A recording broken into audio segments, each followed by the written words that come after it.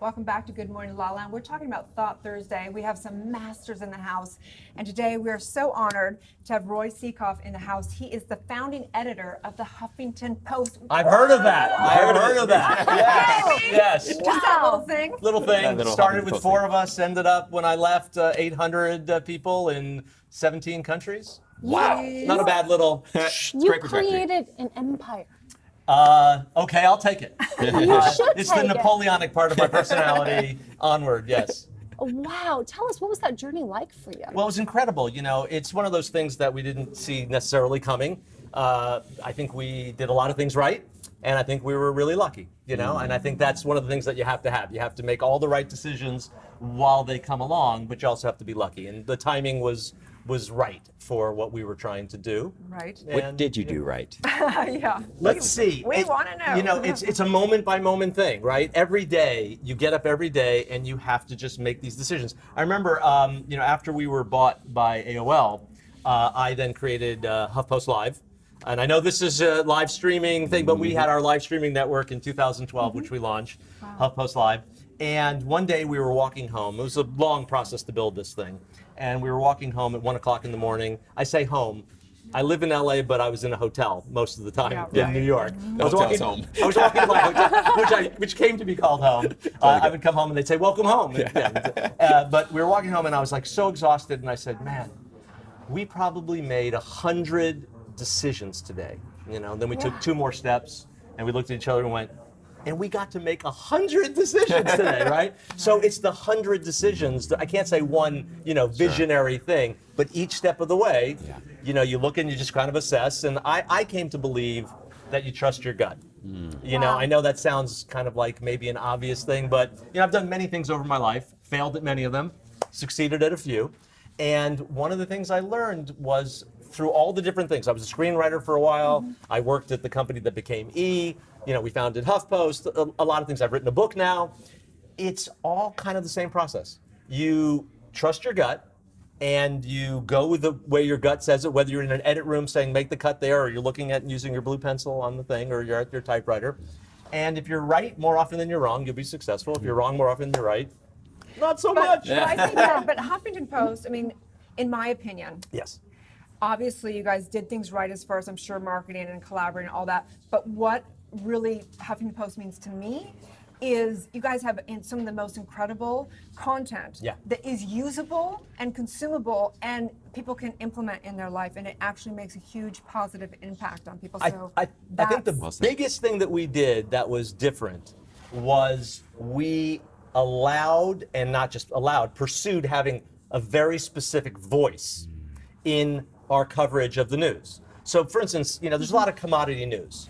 I mean, if you take the stories on AP and CNN and all of these platforms, and you take away all the branding and all the coloring, and you just look at the headlines, you wouldn't know what you were reading. But my contention back when we launched it, at least was back in 2005, was if you looked at a HuffPost story, took away all the branding, took away all that stuff, and just read a headline, you'd go, that's HuffPost. And how would you describe that? We were incredibly serious about what we did, but we never took ourselves seriously. And so we were not afraid to have fun. We were not afraid to have attitude. We were not afraid to push it, you know. And so I think that was one of the things that separated us. And the idea, you know, we were at a moment before the Twitters and before Facebook really exploded and before YouTube really exploded.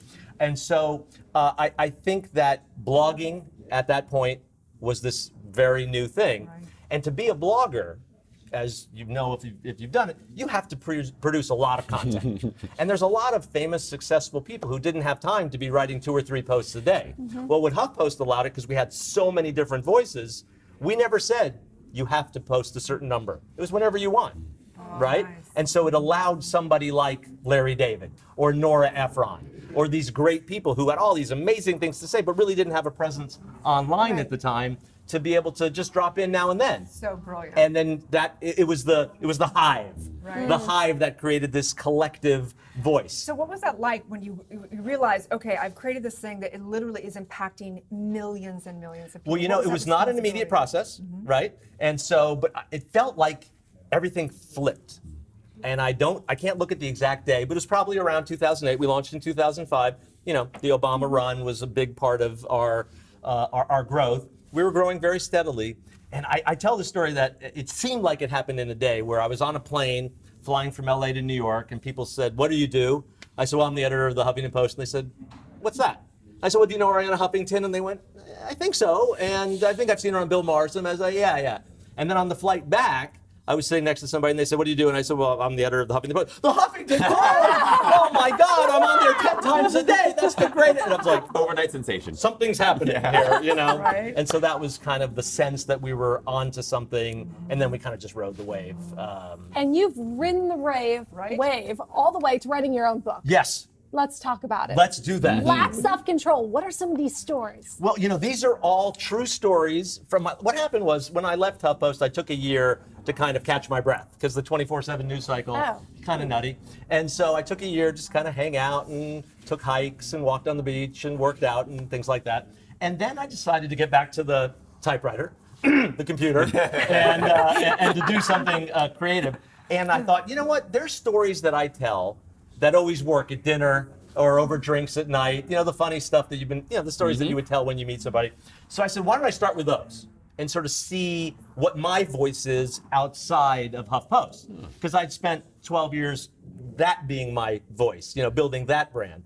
So I sat down and stood up, because I have a stand-up desk now, and I started writing these stories. And they just started pouring out of me. And it was an explosion of creativity, a tsunami, if you will. Tsunami. A tsunami. And so these are funny stories from when I was a kid, from when I was reaching that age of puberty, and my mind going, oh, and then and some funny stories. The time, there's the time that I stole some tissues that contained Oprah Winfrey's tears. Oh. Yeah, Oprah's tears. Then there was the time at a funeral where Chevy Chase grabbed my balls. Wow. Oh. Now, that's the story you want to hear now, right? Yes. There's a tease. It's a tease. And so it's things like that. It's also a lot about my relationship with my parents, my dad particularly. And it's just, if I may, I think it's a really hysterical book. Absolutely. I think so too. Arianna Huffington said it was frank, fearless, and very funny. Yes, and more importantly, not more importantly than Arianna, but I've read worse than Larry David. That's a pretty high compliment from me. High praise indeed. High praise indeed from Larry David. Are you going to do this in audiobook? I've just recorded my audiobook version. I want to hear you tell the Yes, story. he's got the exactly. energy behind Right? it. and Yeah, so I actual was voice. I was in the studio and I recorded the audiobook, and that was quite an adventure. I've done some voiceover stuff. I had a show called the HuffPost Show, did my voiceovers for that show. But when you're doing a whole book, It's a whole different. and I started getting mad at myself, the writer, because some of the things that I'd written, which are easy to read when you're reading them, not as easy no. to say. And so I was like, dude, who told you to put those 4 words together? You can't say those 4 words in a row very easily. Right. And that name, in the Oprah story, I'm never going to get it right now. Iyanla Vanzant, right? Is that her name? Yeah. What is her name? That's it. I don't know how to say it properly. Dude, I'm not going to try. I had to re-record that 7 times. Yeah, it's really and hard. I was just kind of like, just tell me, put it in my ear, and let me just say it, and let me move on. I could not say the sentence. I couldn't even say it now. So I started hating myself. Wow. So for the people out there that are watching that are like, oh my gosh, here's this man that is obviously the top of his game. Incredible, you've been an incredible impact on the entire world. What advice would you give somebody out there that just has a passion, whatever that is, for them to follow? That's the answer right there, is what so I have 2 kids. I have a son who's 22, I have a daughter who's 18, and the only thing that I wanted for them was to be passionate about something, anything. I didn't care what. If it was baseball, great. If it was science, great. If it was music, great. If you have it's the oldest cliche, but sometimes cliches are cliches For a reason. For a reason, right? So the great cliche is if you follow your passion and are able to make your passion your work, you'll actually never work a day in your life, right? And that's the thing. If you are fired up about what you're doing, if you're in love with what you're doing, what greater blessing could there be in the life? So my point would always be, success shouldn't be defined by the way the culture defines it, things, possessions. success is being able to do what you love, you know, and be able to. Listen, you got to pay the rent. But do you feel the same way about relationships? Because sometimes passionate relationships are a little dysfunctional, right? So, I do not. It draws a line somewhere. I'm glad that you asked that. I have found that when it comes to relationships, you know, passion is good for, let's say, 90 days. Just saying. So, you look at it in days. I was going to say 3 months. It's exactly the same. Yeah, right around that time, you go, this is good, but now what? You know, and so I'm happily to say that I just celebrated my 25th wedding anniversary. Wow, Congratulations. To the most fantastic woman on the planet. No offense, just, you know, my brother. But, and what people say, so what's the secret? You guys are still, you know, so happy together. We started a conversation the night we met. It was just an accidental meeting at a party, and we ended up talking for 3 hours. And that conversation has gone on for 25 years. Wow. And we've never not had something to say to each other. So, you know, having that connection, having that friendship, having that, here, you know, people always say, well, is the relationship 50-50? That's not going to work. Because some days you're only going to bring 30. right. So if it's 50-50 and you're bringing 30, there's a gap there that's problematic, right? So it's got to be 100-100. Right. You've got to be willing to put everything on to helping that person and being there for that person. So that on the day when, you know, Bruce Springsteen has this great song, you know, If I Should Fall Behind, right? If I should fall behind, wait for me. And that's the thing, you know, there's some days that your ass is gonna be dragging, you know, and you're not on your best game, and you're not, you know, your sparkling, scintillating self. And on those days, you want the person, and I think that's, you know, to be able to do it. I think that's the thing in a relationship, is if you don't take the temperature of the relationship every day. That's what I call it. And that's what I liked about, you know, getting engaged. That's what I liked being married, is because before it'd be like, how are we doing this hour? Yeah. Are we good? Are we Right. happy? Are we in love? Are we good? This is good? You know? And then you wait, how about now? You know, so you kind of, Right. you're gonna have bad But weeks. don't you think that goes into parenting also, where you have to pick your battles with your children, and your children are excelling, like your son? Now, let's talk about your son for 1 second. I'm happy to talk about my son at any point. I'm a very proud dad of both my kids.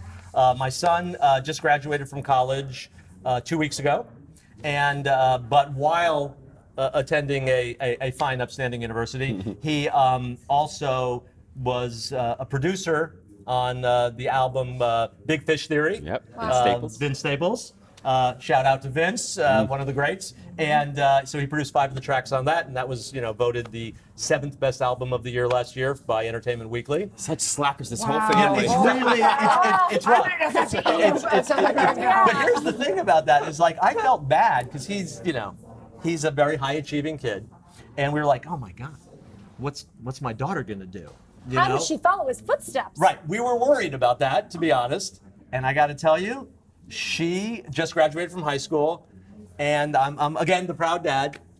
Killed it. Killed it. They just had an award ceremony, and she won you know, like a bunch of awards, and she's dynamic, darling, and loving, and compassionate, and smart, and funny, and okay, beautiful. So I think we Sounds know like the somebody next else would- reality show we want to see. We want to see of your family. We well- want to see the inside scoop of what goes on. With the and- Sekoffs. I mean, Yeah, just brilliant and obviously very fun. I think there'd be a and- lot of kvetching. It's a Yiddish word, you know. I a lot didn't go to Yale, so I don't know that word. Well, yes, they both, my son just graduated from there, and my Right. daughter will be matriculating there in the fall. Well, if not a reality show, then maybe a sequel to this book. Yes, For sure. By the way, the Launching book next week. comes out on Tuesday. Yes. It's available for pre-order on Amazon.